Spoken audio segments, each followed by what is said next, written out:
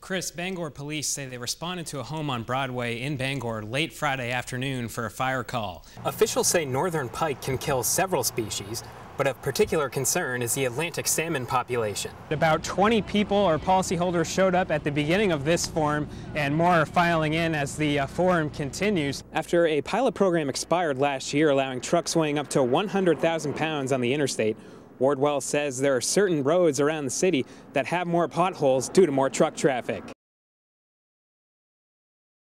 Carol Stabinski says she enjoys flying, and she's now even more happy now that airlines will have to fully disclose all hidden fees to passengers starting this summer.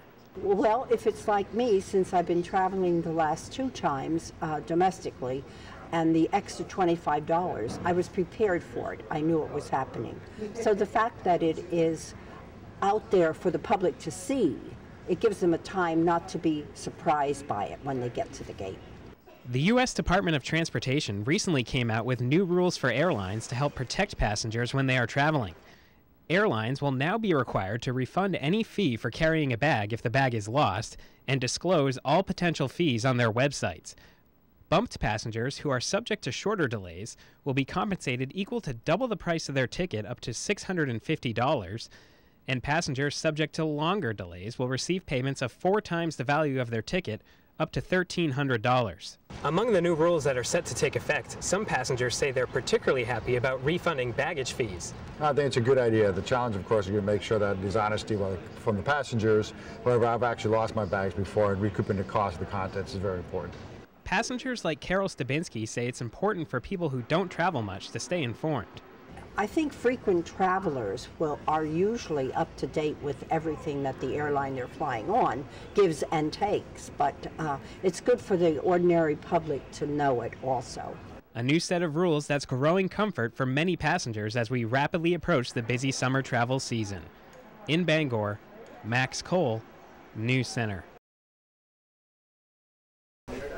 The second floor of the Student Center at Unity College recently took on a much different look when students unveiled their research projects speaking out against Governor LePage's environmental proposals.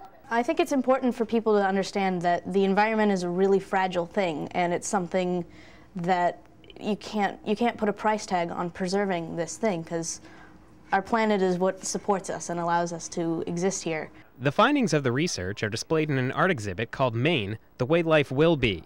Students say they're specifically concerned with proposed rollbacks to chemical disposal and manufacturing regulations.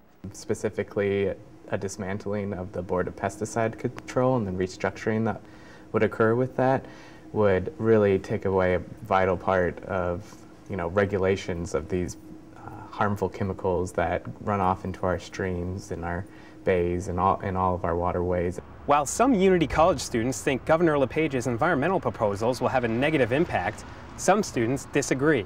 No one likes to have a dirty environment, but I feel that drawing the levels back will make Maine more of a friendly place for business. The Unity Research Project also expresses concern that proposals to rezone certain parts of Maine's northern woods for development will be harmful to the environment, but Lichtenberg says there isn't a need for such a big concern.